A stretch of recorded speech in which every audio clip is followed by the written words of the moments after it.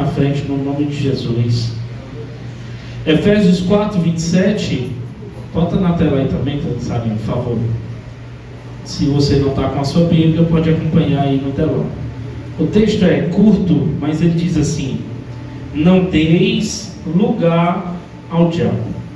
Efésios 4, 27. Não deis lugar ao diabo. Feche os seus olhos, vamos orar. Pai Santo e amado, queremos mais uma vez te agradecer, te entregar os louvores que foram entoados a Ti, as nossas vidas diante do Teu altar, que as nossas mentes, corações, espíritos estejam abertos a receber a Tua palavra, Pai, que nós possamos estar com o nosso coração rendido, entregue a Ti. Tira todo pensamento torpe e contrário e nos conecta agora ao Teu altar, Pai. Te damos liberdade de falar conosco, inclinamos os nossos espíritos para entender as coisas espirituais, Pai. Nos dá entendimento, nos dá sabedoria, fala conosco, que o Senhor seja a nossa bússola, o nosso farol, nos dê um direcionamento, aquilo que precisamos ouvir da Tua parte, Pai.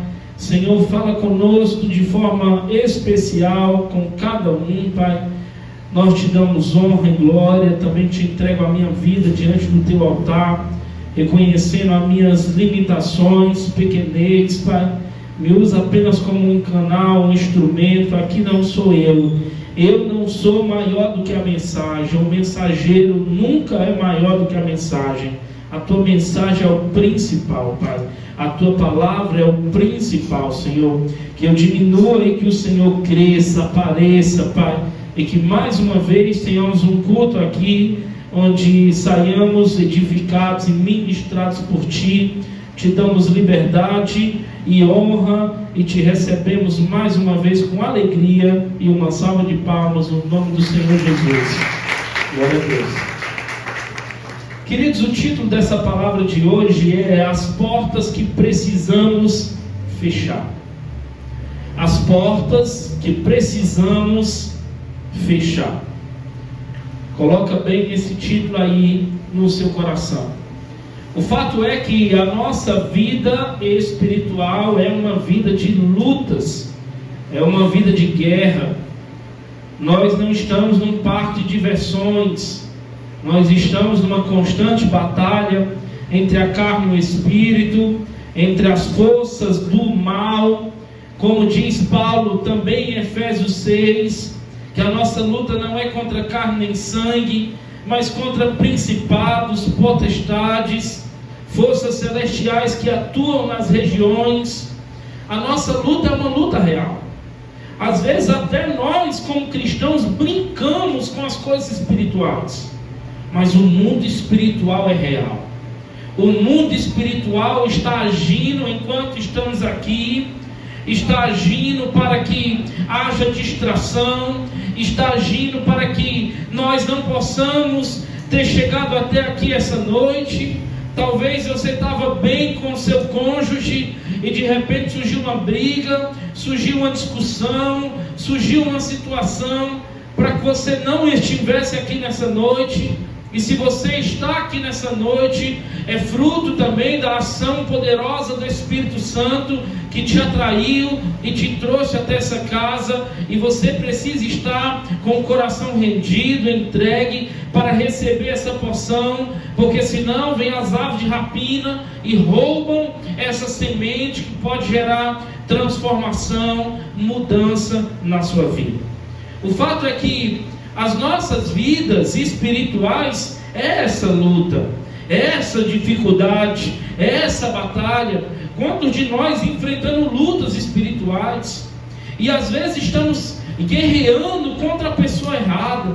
Às vezes achamos que essa luta é contra a pessoa, é contra as pequenas confusões que surgiram, as pequenas discussões que trouxeram coisas ruins nos relacionamentos.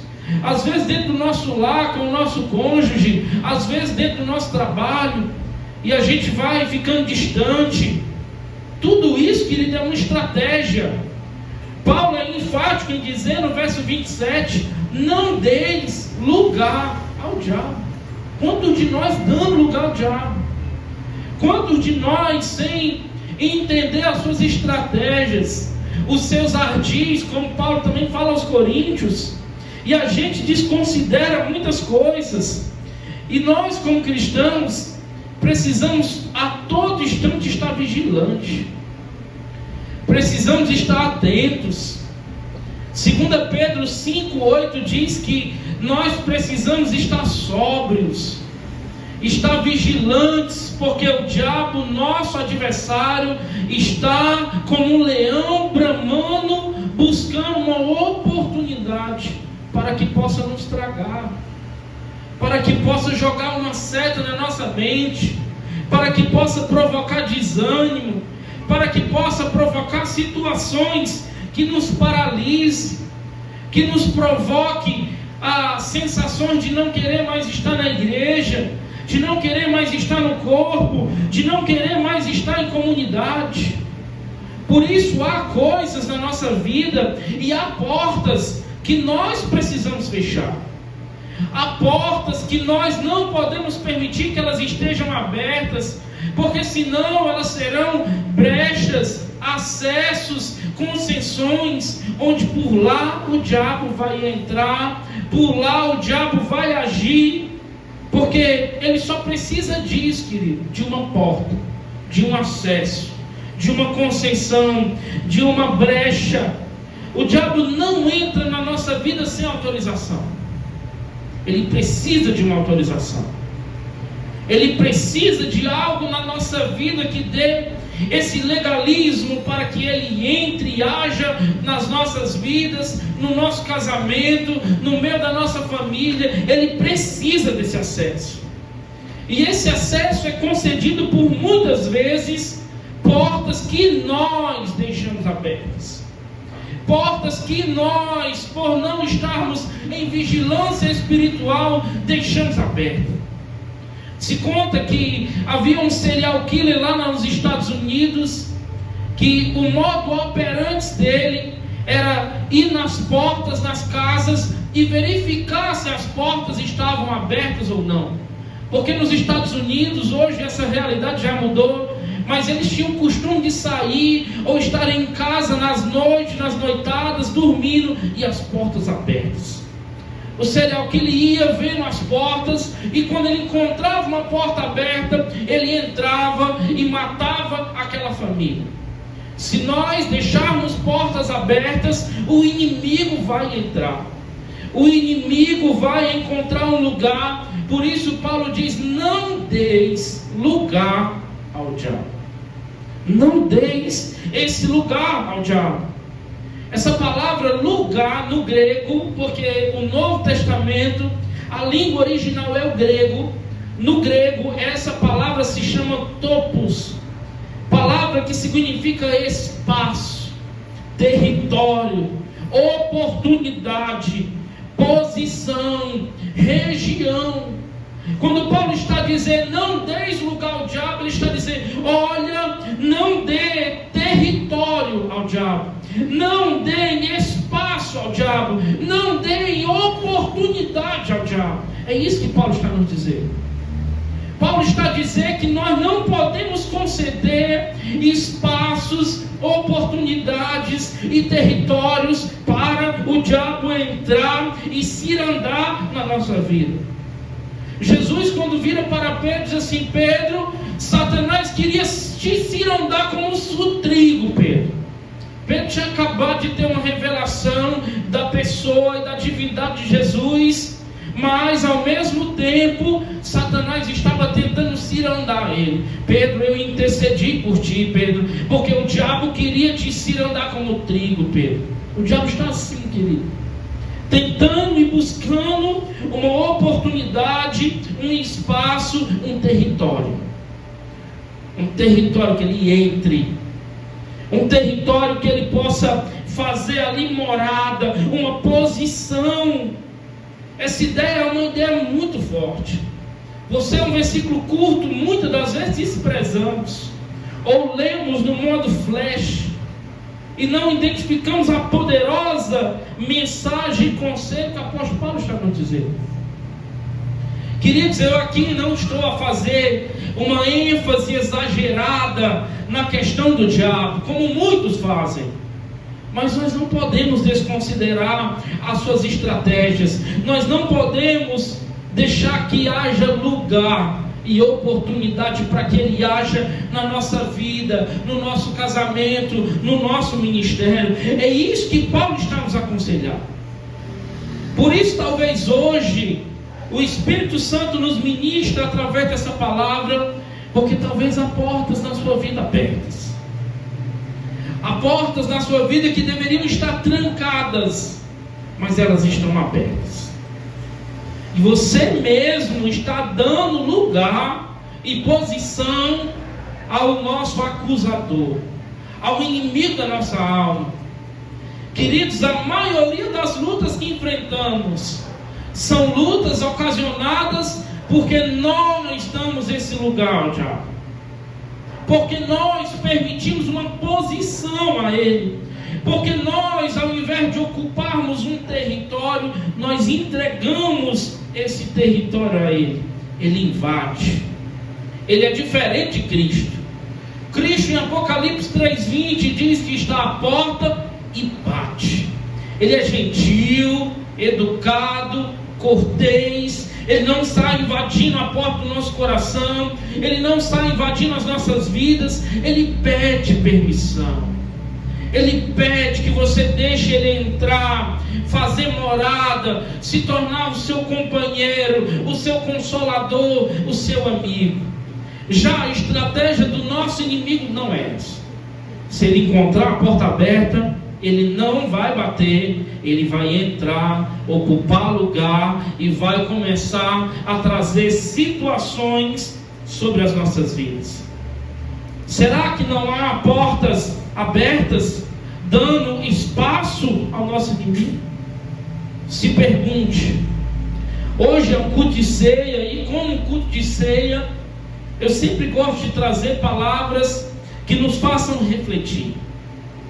Será que não há situações na nossa vida, no nosso casamento, no nosso trabalho, em áreas da nossa vida que estão com portas abertas, dando lugar, dando oportunidade, dando território ao inimigo das nossas almas? E à luz desse texto eu gostaria de trazer algumas portas. Eu poderia frisar muitas aqui, mas também à luz do capítulo 4, a qual Paulo dá conselhos aos Éfesos, eu queria trazer algumas portas que nós precisamos fechar. Algumas portas que nós, como homens e mulheres de Deus, precisamos fechar. Porque às vezes aquelas situações vão ficando na nossa vida. A gente vai se acomodando a certas coisas. A gente vai se acomodando a certas situações. E essas coisas vão ficando, essas coisas vão ocupando espaço. Tudo bem? Primeira porta que eu gostaria de frisar com a igreja é a porta da mentira. Eu gostaria que você fosse para o verso 25 do capítulo 4. Deixa aí a sua Bíblia aberta, por favor. O verso 25 do mesmo capítulo 4, Paulo começa a dizer que por isso, deixando a mentira, fale cada um a verdade com o seu próximo, porque somos membros uns dos outros. A primeira porta e os primeiros pecados que Paulo começa a mencionar nessa carta é a porta da mentira. Pastor, nós como cristãos estamos mentindo. Às vezes é coisas que nós nos acostumamos pela sociedade. É a mentira branca. Você já ouviu sobre isso? É a mentirinha branca. É a mentirinha. Primeiro porque não existe diminutivo de mentira. Tudo é mentira. É tudo mentira. E a Bíblia nos garante que o pai da mentira, sabe quem é? Quem é o pai da mentira? Vocês sabem? O pai da mentira é o diabo. Se eu tenho uma vida e uma prática da mentira em pequenas coisas, em pequenas situações, eu estou com essa porta aberta na minha vida e eu estou a dar lugar ao inimigo das nossas vidas. A porta da mentira, Paulo vai dizer: deixa a mentira, fala a verdade. Ele contraponta, ele faz um contraponto entre uma situação negativa e uma positiva. Deixa a mentira e fala a verdade. Nós, como cristãos, precisamos urgentemente largar a prática da mentira. Essa mentira às vezes é no nosso local de trabalho. Essa mentira às vezes é dentro do nosso lar, da nossa casa. É dentro de relações comerciais que nós praticamos. E a gente começa a praticar algumas mentiras.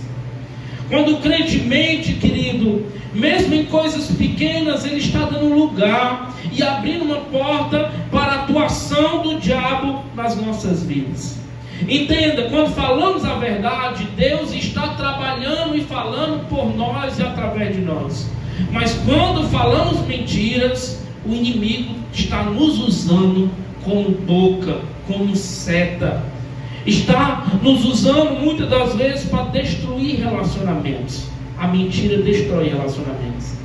A mentira destrói amizades. A mentira abala a confiança. A mentira abre brechas no nosso caráter. Mentira é defeito de caráter. Quando nós mentimos, é um defeito de caráter. Quando nós mentimos, a gente está com o nosso caráter manchado. E nós precisamos ter o nosso caráter transformado, mudado e restaurado. Cristãos vivem na transparência. Nós somos transparentes. Nós não somos com a mentira nos nossos lábios. Não temos a mentira nos nossos lábios. Temos a verdade. João 14,6 diz que Ele é o caminho, Ele é a verdade e Ele é a vida. Ele é a verdade. Ou você segue o dono da verdade, o pai da verdade, ou nós estamos sendo filhos do pai da mentira. Então a mentira é uma porta que muitos de nós deixamos aberta, porque às vezes não queremos falar a verdade para as pessoas. A verdade confronta, a verdade exorta, a verdade traz situações à tona. Mas é melhor falar a verdade do que viver uma vida de mentira, do que viver uma vida de falsidade, do que viver instantes bons, mas depois a verdade vem à tona. A palavra de Deus diz que tudo que está em oculto, uma hora vem a ser descoberto. Não existe inverdades, omissões, mentiras diante do nosso Deus. Como eu posso mentir para um Deus onisciente? Como eu posso mentir para um Deus que sabe todas as coisas? Não dá para mentir. Não dá para se esconder dele. Você sabia que o primeiro pecado da igreja primitiva foi a mentira? Lá em Atos 5 fala de um casal. Um casal chamado Ananias e Safira. Ananias e Safira venderam um terreno e eles chegaram para o apóstolo Pedro e disseram: está aqui todo o valor do terreno que nós estamos entregando para o investimento da obra. Mas eles estavam mentindo. Aquele não era o valor inteiro, aquele era parte do valor. Eles não eram obrigados a dar tudo. Eles podiam muito bem ter vindo com sinceridade, com transparência, chegar para o apóstolo Pedro e dizer: apóstolo Pedro, eu só vou poder dar uma parte, está aqui. Mas não, eles chegaram dizendo que estava dando tudo. E sabe o que aconteceu com eles, igreja? Ananias e Safira morreram. Pastor, é época do Antigo Testamento? Não, é Novo Testamento. O início e o começo da igreja primitiva, a igreja de Atos dos Apóstolos. E esse casal foi morto porque mentiu. Primeiro pecado da igreja primitiva foi a mentira. Olha a gravidade que é a mentira, queridos. A mentira às vezes pode parecer pequena, mas ela vai abrir uma porta fatal nas nossas vidas. Pare dessa prática, deixe isso. Olha o que o apóstolo Paulo diz: por isso, deixando a mentira, fale cada um a verdade. Fale a verdade, que dos seus lábios saia a verdade. Vida cristã é construída na verdade, na transparência. Um simples cupim dentro de uma madeira pode parecer insignificante, mas se nós ignorarmos, ele vai destruir toda uma casa, vai destruir toda aquela madeira. Assim é a mentira, pequena no início, mas destrutiva no final. Aquela pequena coisinha, pequena mentirinha. Daqui a pouco você mente de novo, você se acostuma com a mentira. E quando você começar a falar a verdade, nem você vai acreditar na tua verdade, porque você fala tanta mentira, você vive tanta mentira. Pastor, como eu resolvo isso? Viva uma vida sincera, viva uma vida transparente. Pare de usar máscaras diante do Senhor. Nós não precisamos usar máscaras diante do Senhor. Seja quem você é. Ah, pastor, eu sou cheio de problema, cheio de fragilidade. Venha do jeito que você está. Seja sincero. O Senhor vai começar a restaurar o seu caráter.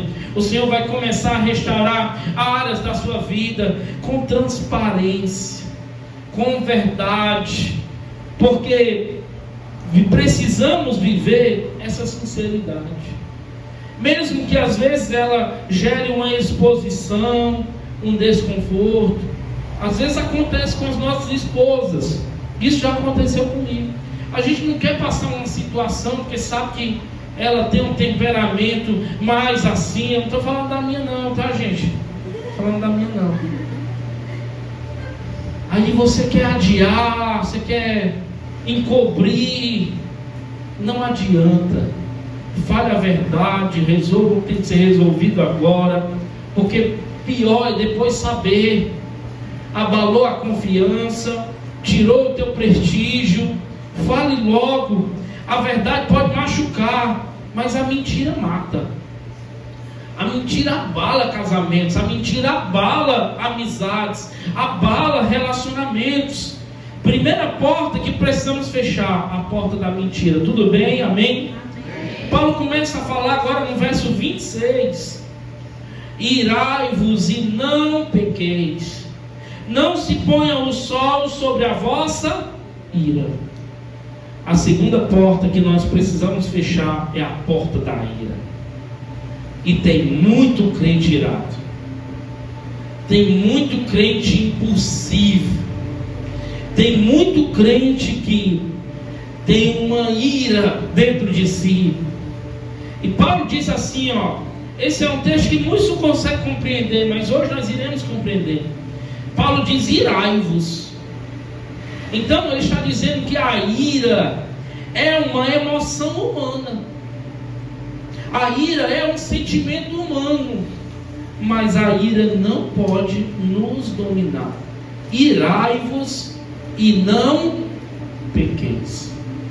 Nós não podemos, como cristãos, estar guardando mágoa, ressentimentos, rancor, porque assim fazendo é como se você estivesse dormindo com o diabo, querido. Você está dando lugar a ele, você está dando território, você está dando oportunidade. Nós não podemos ser cristãos irados.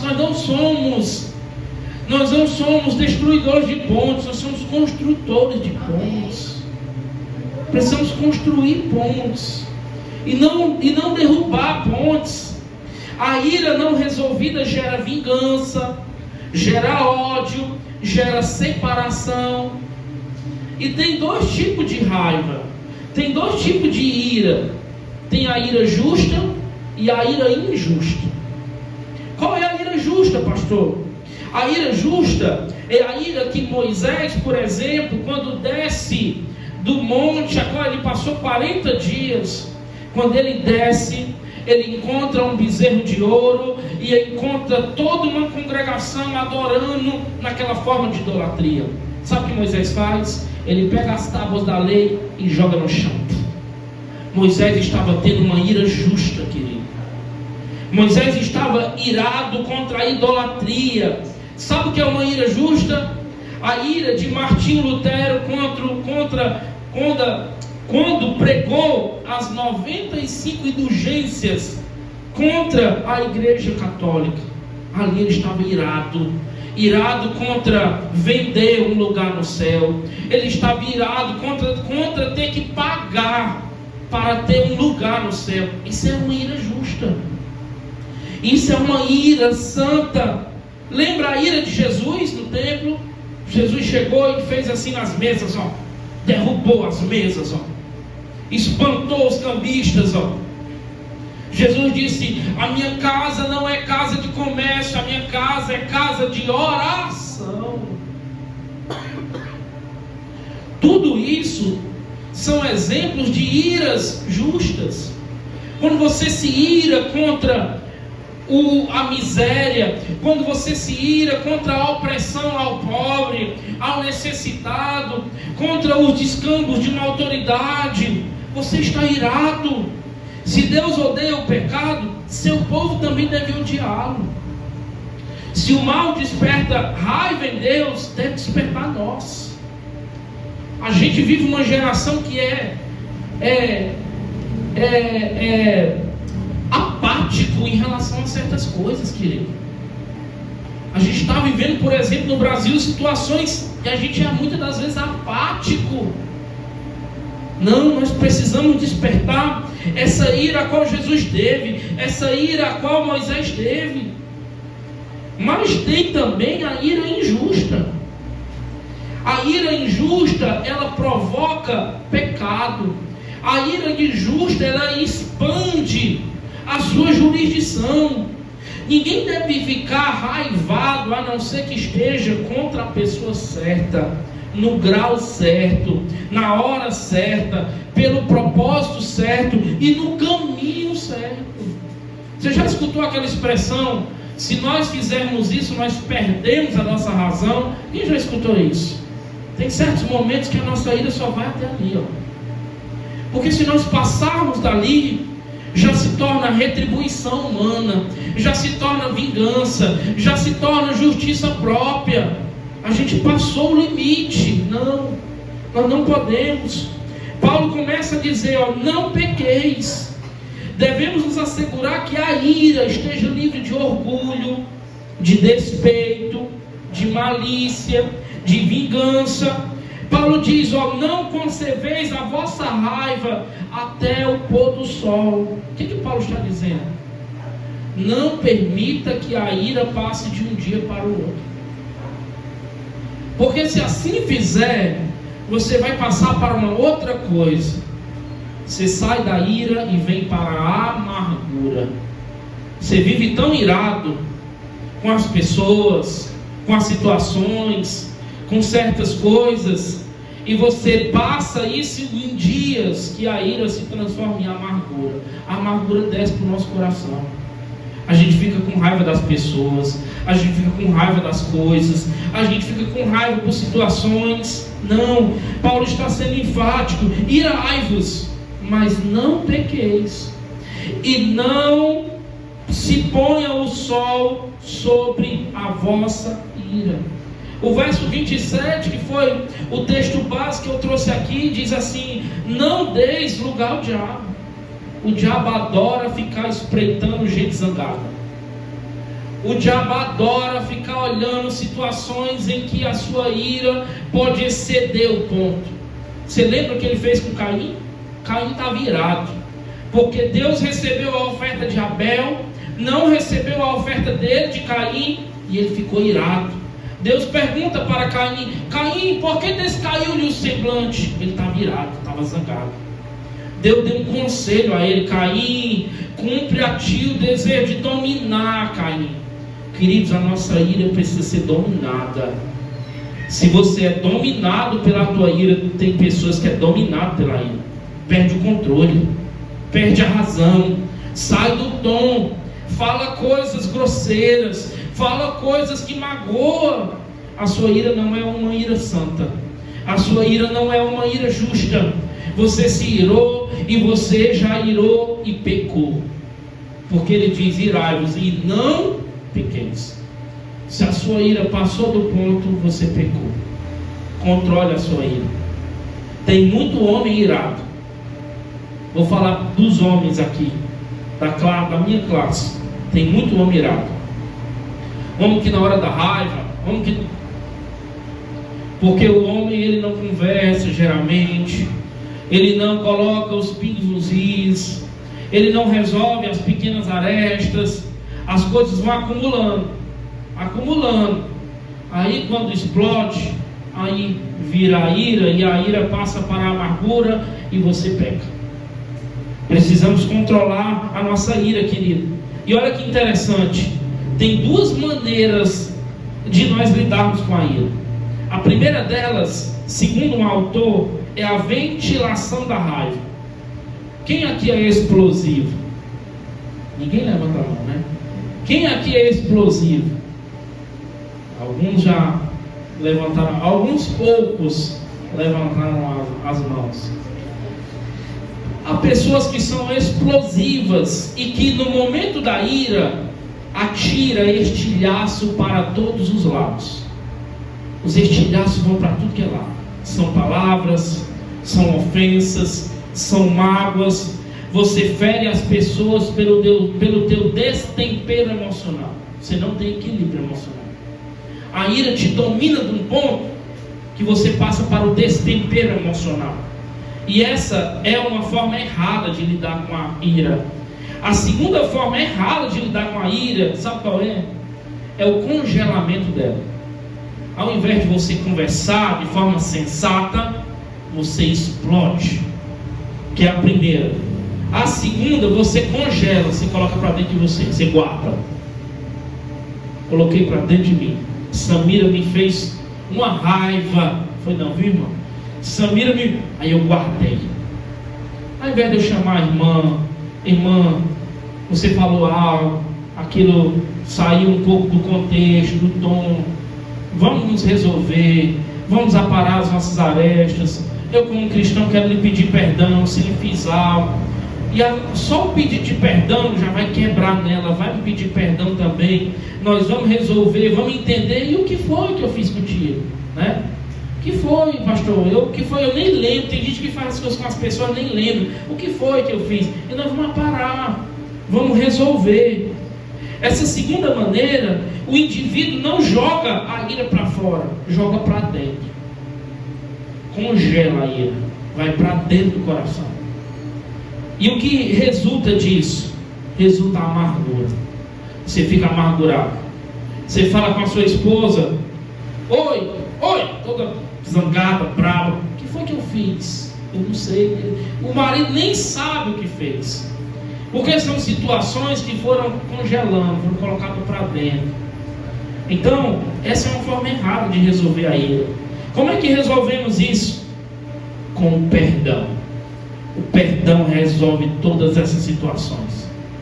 O perdão quebra e derruba muralhas. O perdão impede amizades de serem destruídas. O perdão fecha a porta da ira. Sabe o que é o perdão? É espremer o pus na ferida até o fim, fazendo uma asepsia da alma. Você faz uma faxina da mente, uma limpeza do coração. Eu não vou permitir que isso desça para o meu coração. Eu não vou permitir que eu fique com amargura com alguém que eu amo, com alguém que eu tenho apreço. Porque às vezes as situações acontecem porque a gente ama, né? Você já teve assim com a sua esposa, com os seus filhos, na sua família? Com certeza. Então, queridos, resolva com o perdão. Tire, arranque isso, faça essa faxina na sua mente, essa faxina no seu coração. Exemplos bíblicos: Caim deixou a ira dominar seu coração contra Abel. Sabe o que culminou? O primeiro assassinato da história, fruto da ira descontrolada, fruto do destempero emocional. Já Davi teve por 2 vezes oportunidade de matar Saul, e ele controlou a ira. Imagina alguém está te perseguindo. Imagina você não está conseguindo ter um banho decente, está dormindo no teu lar, fugido, sem você ter feito nada. E você tem a oportunidade por 2 vezes de acabar com essa situação.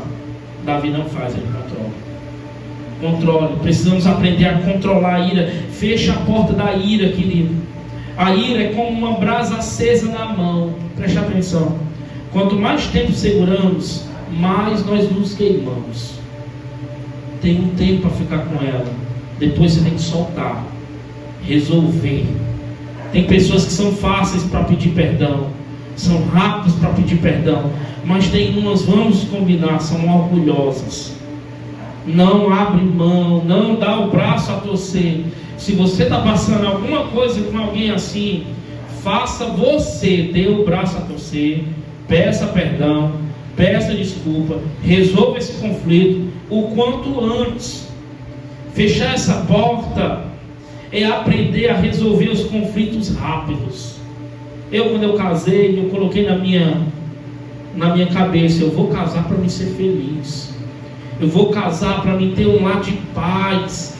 Eu vou casar para mim não ter briga no meu lar, confusão no meu lar.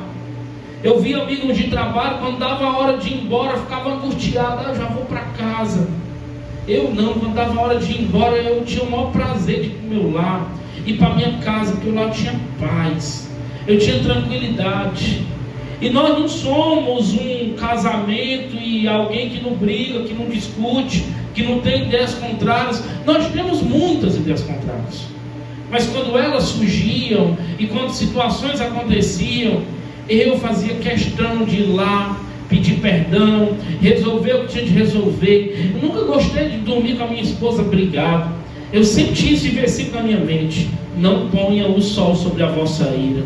E se Jesus voltasse?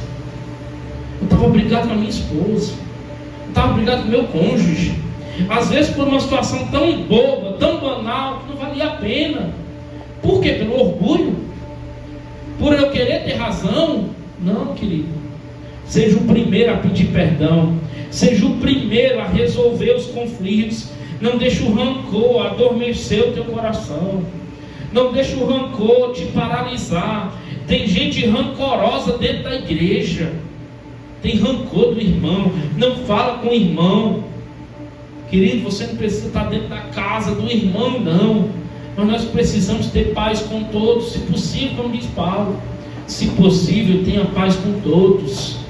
Precisamos resolver as arestas. Aprenda a perdoar, aprenda a liberar e não permitir que essa ferida desça para o seu coração e cresça. Amém? Falei de duas portas aqui. Falei da porta da mentira, falei da porta da ira. E o verso 28, vocês estão vendo que eu estou seguindo aqui o texto de Paulo. O verso 28 diz: aquele que furtava, não furte mais, antes trabalhe, fazendo com as próprias mãos o que é bom, para que tenha com que acudir ao necessitado. A terceira porta que nós precisamos fechar é a porta da desonestidade. Paulo está escrevendo essa carta para a igreja, e Paulo está dizendo que nós, aquele que furtava, não furte mais, aquele que roubava, não roube mais. Quando Paulo fala disso, ele não está falando somente no sentido literal, mas de toda forma de desonestidade, corrupção, injustiça, falta de integridade, trapaças, jeitinhos brasileiros que nós damos, situações que nós inventamos, desonestidade. Feche essa porta, querido. Feche essa porta. Talvez é por ela que o diabo tem entrado, por ela que o diabo tem encontrado um território, um lugar, atrapalhado os seus sonhos profissionais, atrapalhado as suas finanças pessoais, por conta de situações desonestas que nós temos vivido. O diabo está ganhando espaço com isso, esses atalhos que nós queremos andar, esses enganos. Deus honra o trabalho honesto, Deus honra o trabalho digno, Deus honra o trabalhador que luta pelo seu pão digno, querido, sem injustiça, sem coisas desonestas, sem balanças erradas. Faça o que é certo, faça o que é correto. Pastor, todo mundo faz, mas você não é todo mundo, como dizia minha mãe. Você não é todo mundo, você é cristão. Você está tentando viver uma vida íntegra, verdadeira. Faça o que é certo. Você lembra de Acã? Lá em Josué 7. Josué tinha acabado por ordem de Deus as muralhas de Jericó caindo. Eles dão 13 voltas nas muralhas de Jericó, as muralhas caem. E uma ordenança que Deus deu, olha, foi assim: não peguem nada da cidade de Jericó, porque essa cidade é amaldiçoada. A palavra que está lá é essa, ou em outras traduções, anátema. Esses objetos são malditos. Um cidadão que achava que ia se dar bem, chamado Acã, entra quando as muralhas caem, e quando todos já estão derrotados, ele vê uma capa babilônica, ele vê um objeto valioso, ele encontra ali uma oportunidade de se dar bem. Você já passou por isso no seu trabalho? Surgiu uma oportunidade de você se dar bem, de você ganhar mais, de você ter uma renda a mais. Essas coisas brilham aos nossos olhos. É quando, por exemplo, Ló olha as campinas de Sodoma e Gomorra, e eram campinas bonitas, verdes. Ele olha e é seduzido por lá. Cuidado com essas coisas. Acã olha essa capa babilônica e diz: não tem ninguém vendo. Josué está aqui, não tem nenhum líder aqui. Ele pega a capa babilônica, quando ele volta para a congregação, ele enterra a capa babilônica debaixo da sua tenda, e ficou ali no oculto. Mas vocês lembram que eu disse que tudo que está em oculto uma hora vem a ser revelado? Tudo. Queridos, isso é maravilhoso, porque tudo que está em oculto vem a ser revelado. Se falaram mentira a seu respeito, deixa eu te falar, uma hora a verdade vem à tona. Mas isso é bom para quem anda uma vida íntegra. Para quem está andando uma vida com portas abertas, aí o negócio pega. Quem vive uma vida íntegra, isso é um conforto. O fato é que o povo agora sai para uma cidade muito pequena chamada Ai. E os conselheiros de Josué dizem assim: não leva todo o exército, leva poucos homens. Josué recebe o conselho, manda poucos homens. Sabe o que acontece? Os homens perdem a luta. Os homens morrem, se eu não me engano, 36 homens morreram naquela batalha. Os outros saíram correndo de lá. Josué, quando recebe a notícia, rasga as vestes. Uma expressão bíblica que fala de pranto, de luto, de dor. Josué clama a Deus, diz: Senhor, como é que pode? Nós acabamos de ter uma vitória grande com Jericó, e agora nós fomos com uma luta insignificante, pequena, e nós perdemos. Deus diz assim: sabe por que vocês perderam? Porque tem pecado não confessado debaixo da tua tenda, porque tem objetos malditos dentro da congregação. Josué fica chocado com aquela notícia. A Bíblia diz que eles lançam sorte. Essa expressão no Antigo Testamento, o que se refere à soberania de Deus. Quando eles lançam sorte, a sorte cai, sabe quem? Cai sobre a pessoa de Acã. Quando chega em Acã, Acã estava com o objeto maldito debaixo da tenda. E sabe o que aconteceu com Acã? Ele e toda a sua família foi morto. Queridos, por que eu estou falando tudo isso? Pecados individuais dentro do nosso lar, pecados individuais dentro de uma comunidade de fé, prejudicam a coletividade.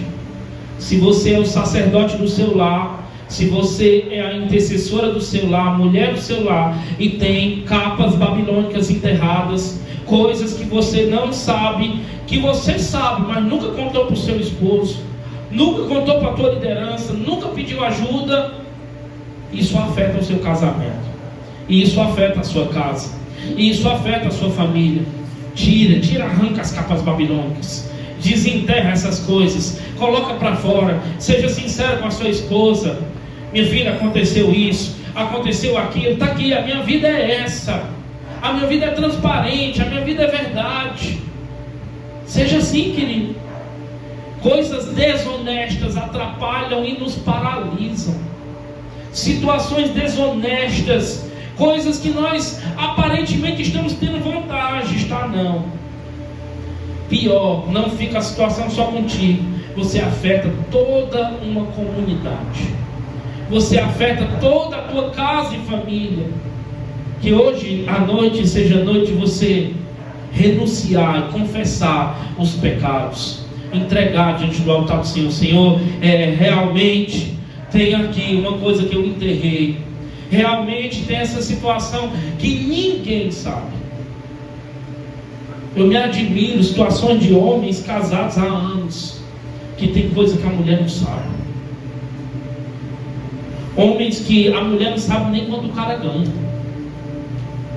Que relacionamento é esse construído para ter confiança, credibilidade, se você não é sincero com a esposa?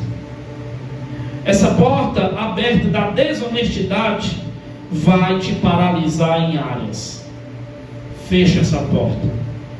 É lugar que você tem dado ao diabo, é território que você tem dado ao diabo, é situação que você vive de: meu Deus, eu já tenho tantos anos de fé, eu não avanço, eu não saio do canto, eu não fluo. Pode ser que tem portas abertas aí, querido. É noite de você identificar, ter humildade, ter hombridade e fechar essas portas. Coloca a tranca nelas, ó. Fecha. Não deixa mais o diabo ficar cirandando. Você lembra de Zaqueu? Zaqueu era publicano, tinha roubado os judeus. Quando ele encontra Jesus, sabe o que ele faz? Ele restitui 4 vezes mais. Quando nós temos um encontro genuíno com Cristo, essa porta é fechada e agora nós temos transformação, nós temos mudança, querido. Como eu fecho essa porta, pastor? Tendo uma vida íntegra, tendo uma vida santa. E sabe o que é integridade? Integridade é o que você faz quando ninguém está olhando. Tem gente que é íntegro na frente dos outros. Integridade é quando você quando não tem ninguém olhando. É quando você está sozinho no seu quarto, quando você está sozinho no seu trabalho. Aí você mostra a sua integridade. O nosso caráter se prova naquilo que nós fazemos no oculto. Tem uma frase que eu gosto de um teólogo que ele diz que quer conhecer o homem de Deus, pergunte à sua esposa. Pergunte à esposa dele. A esposa que sabe. A esposa que conhece. Nós vemos só um pequeno quadro. A esposa sabe. É a esposa que está contigo. Amém, igreja? Quarta porta, eu vou correr. Quarta porta, o verso 29. Vai dizer assim: não saia da vossa boca nenhuma palavra torpe, e sim unicamente a que for boa para edificação, conforme a necessidade, e assim transmita graça aos que ouvem. A porta das palavras torpes. Cristãos que têm a boca suja, cristãos que falam palavras que não edifiquem nada, cristãos que trazem maldição para dentro da sua própria casa, cristão que destrói a casa com as suas próprias palavras, cristão que magoa a esposa, os filhos, com a própria boca. O apóstolo está usando a palavra torpe, palavra no grego para sapros, palavra que se emprega para árvores, frutos e peixe podre. Palavra torpe é palavra podre. Palavra torpe é uma palavra que não tem edificação, que não serve para crescimento.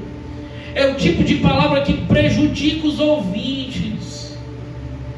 Não é admissível que nós, como cristãos, ainda tenhamos palavras torpes, palavras sujas saindo da nossa boca, querido. Não. Sabe por quê? Porque quando o coração muda, a boca muda.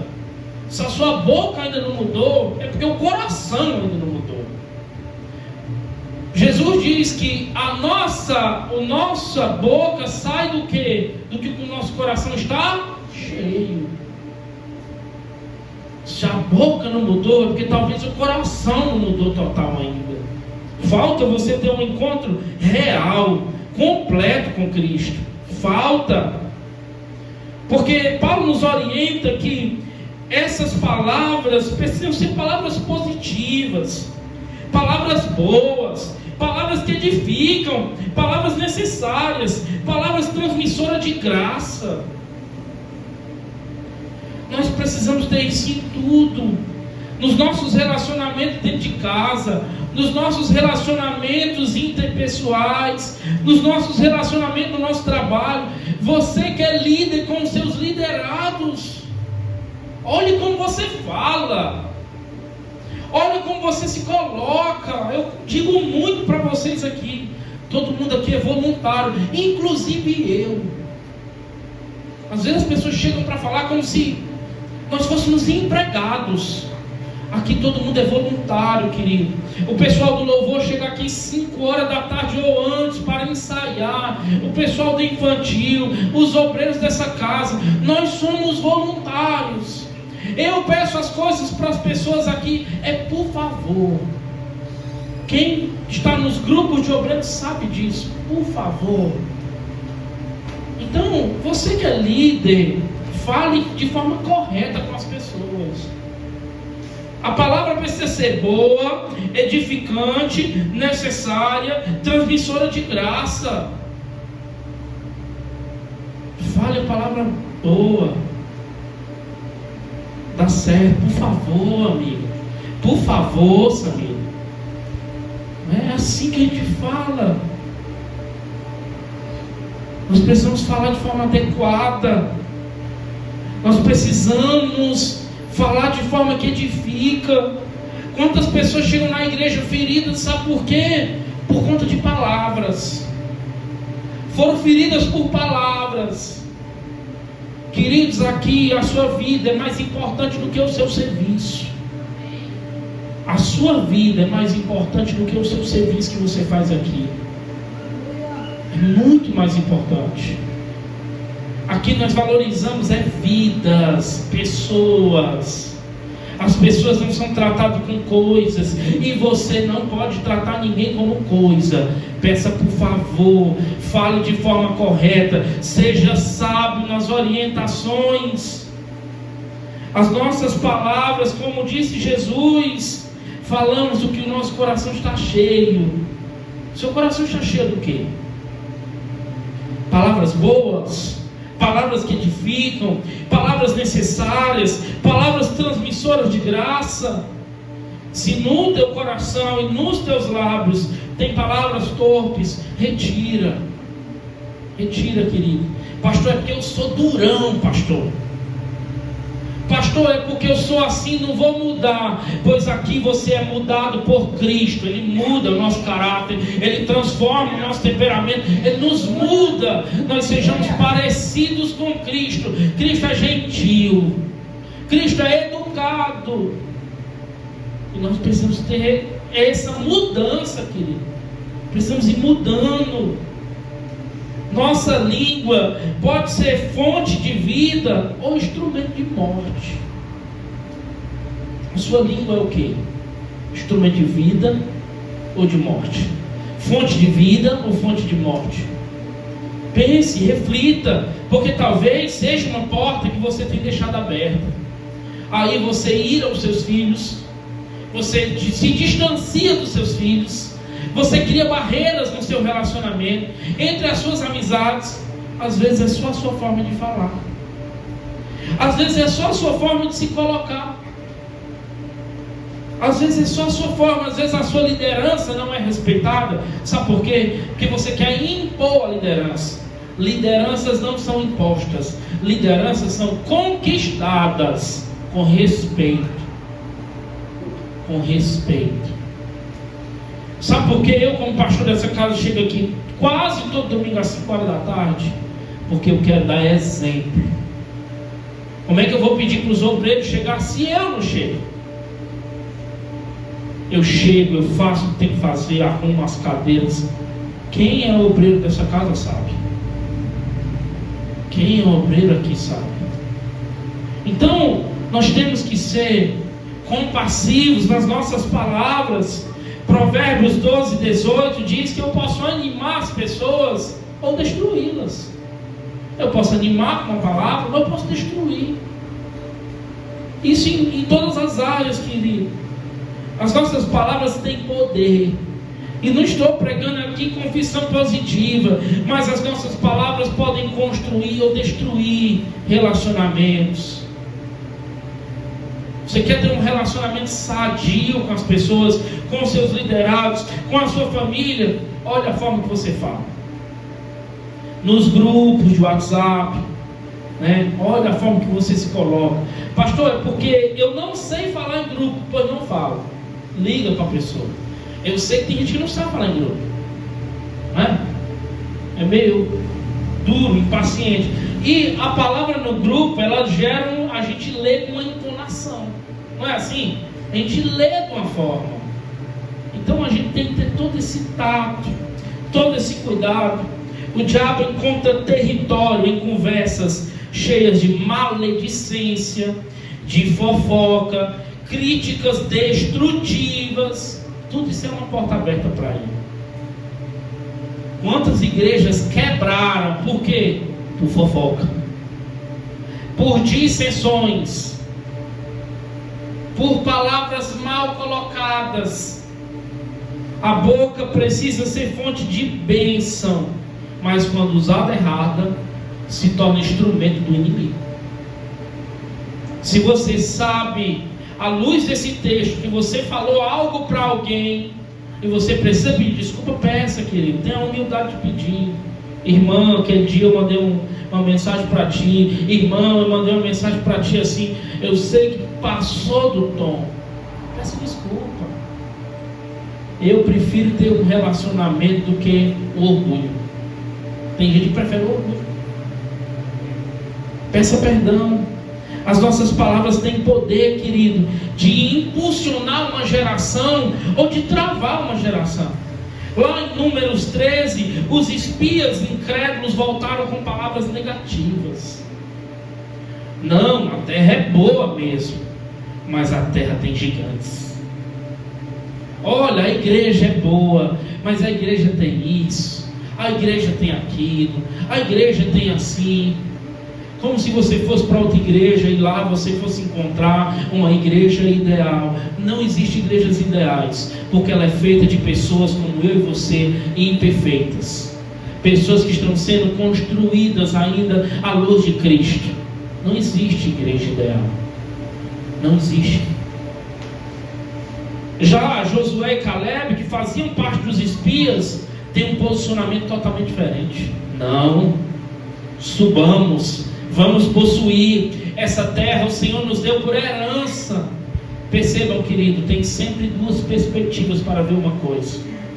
Eu posso ficar na perspectiva das dificuldades, dos problemas, ser contaminado pelas palavras contrárias das pessoas, ou eu posso ser impulsionado por palavras positivas, por meio de uma promessa. Eles tinham promessa. Às vezes você tem promessa, mas você fica paralisado, porque alguém diz que você não tem capacidade, porque alguém diz que você não pode, que você não consegue. Talvez coisas que até a sua mãe e seu pai disse para você. E gera ainda traumas em você. Fechar essa porta é transformar a nossa boca em bens. Vigie o que você fala. Pense o que você vai falar. Pondere, antes já. Opa. Deixa eu ver se essa é a forma mais adequada de eu falar, a forma mais exata de eu falar. Use os lábios para edificar, para encorajar, para transmitir vidas. E por último, a porta da amargura e da falta de perdão. Os versos 31 e 32, Paulo diz assim: longe de vós toda amargura, toda cólera, ira, e gritaria, e blasfêmia, e bem assim toda malícia. Antes sede uns para com os outros benignos, compassivos, perdoando-vos uns aos outros, como também Deus em Cristo vos perdoou. Paulo encerra o seu discurso dizendo: precisamos fechar a porta da amargura. Hebreus 12:15 também diz: tendo cuidado de que ninguém se prive da graça de Deus, e que nenhuma raiz de amargura brotando vos perturbe, e por elas muitos se contaminam. É a ira, é a cólera, é a amargura, vira uma mágoa, e isso é uma porta aberta para uma prisão espiritual.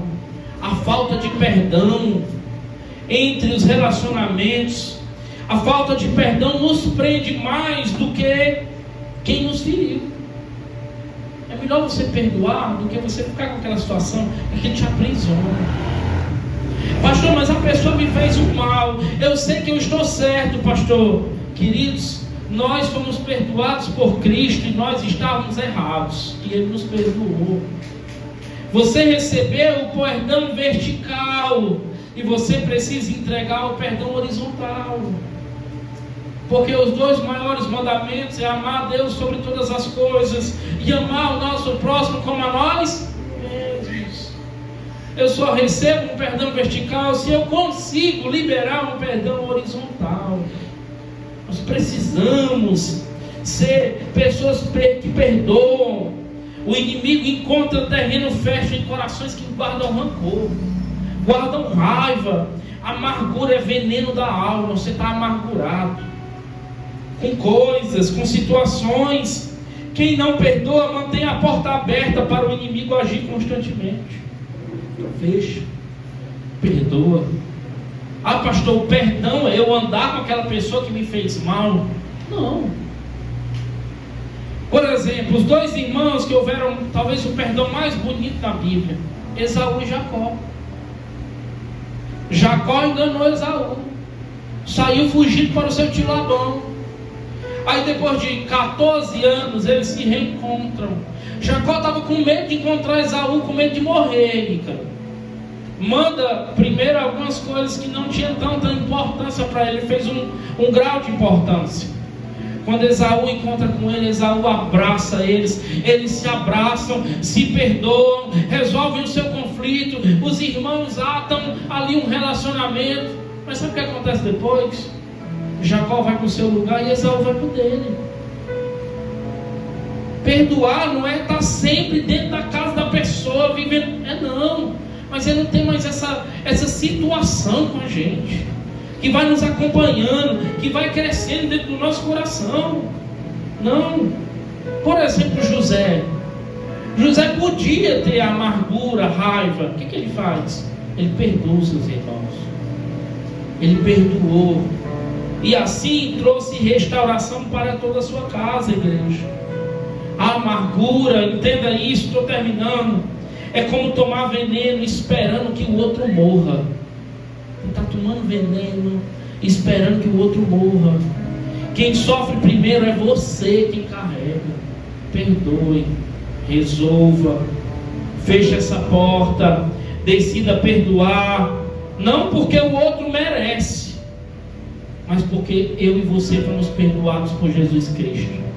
Ele nos perdoou, Ele nos amou. E nós não éramos bonzinhos, nós éramos pecadores.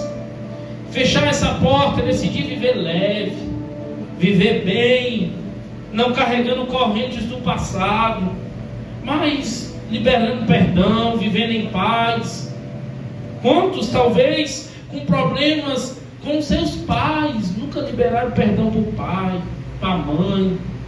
Perdoe, querido. Eu quero concluir aqui essas 5 portas que eu falei. A primeira porta, a porta da mentira. A segunda porta, a porta da ira. A terceira porta, a porta da desonestidade. A quarta porta, a porta das palavras torpes. A quinta porta, a porta da amargura e da falta de perdão. 5 portas em cima do texto de Paulo. E eu quero concluir essa palavra dizendo para você não andar mais na mentira, mas andar na verdade. Não ande mais na ira descontrolada. Perdoe rápido. Não ponha o sol sobre a ira. Perdoe, resolva. Queira ter paz com Deus. A porta da desonestidade. Viva com integridade. Tenha uma vida íntegra.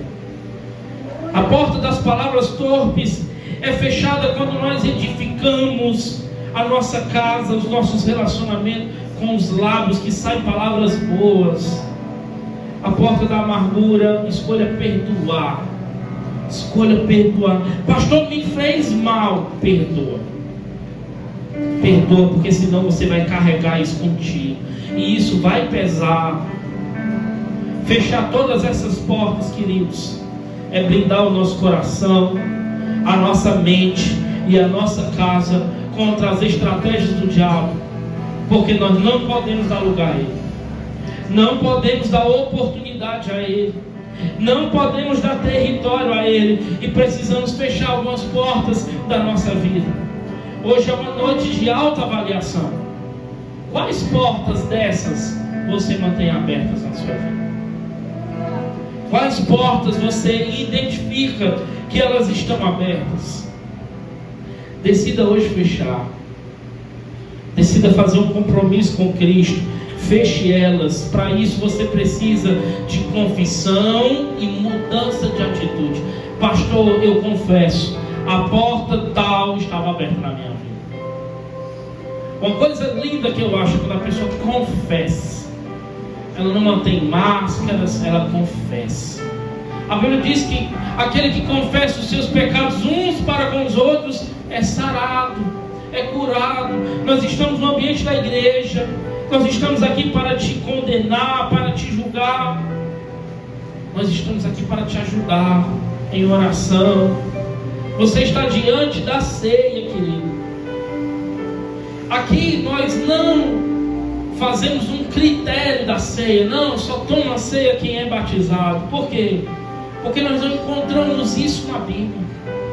A Bíblia diz que avalie o homem a si mesmo, e assim como do pão e bebe do cálice.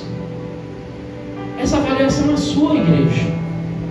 Eu não posso olhar para você e dizer: você não vai tomar ceia. É com você. Em cima de um texto como esse, de uma ministração como essa, você precisa olhar para dentro de você com sinceridade, com transparência. Será que tem alguma porta aberta? E antes de você tomar ceia, se conserte com Cristo. Antes de você tomar ceia, venha e diga: Senhor, eu preciso fechar algumas portas na minha vida. Eu preciso e eu quero mudar de atitude. Porque eu vou fechar algumas portas e vou abrir outras portas. As portas da oração, as portas da santidade, do perdão, da fé, da obediência. Você fecha umas e o Espírito Santo vai abrir outras, queridos. Cada porta que a qual eu falei aqui, eu poderia falar várias. É uma oportunidade para o inimigo roubar, matar e destruir. Mas quando fechamos as portas erradas e abrimos a porta do nosso coração para Jesus Cristo, aí nós estamos abrindo a porta para aquele que entra, e ele vem para nos dar vida. Ele não vem para roubar, matar e destruir. Ele vem para que tenhamos vida, e vida com abundância. O Senhor quer nos dar vidas. Hoje tem portas que você precisa fechar, mas a porta do seu coração você precisa abrir. Abrir para que ele entre. Pastor, ele nunca entrou. Ele está esperando você permitir que ele entre. Ele está batendo aí a porta do seu coração, clamando para que você permita que ele entre. E nós vamos ouvir um louvor agora. Eu quero que você feche os seus olhos, reflita um pouco sobre essa palavra. Deixe o Espírito Santo tocar o seu coração, a sua mente. Reflita sobre essas portas ou outras que você identifica sobre a sua vida. Hoje é uma noite de ceia. Hoje é uma noite onde nós ceiamos juntamente com Cristo. E você tem a oportunidade de fazer isso com o perdão dele. com um afago dele. Vamos ouvir uma canção.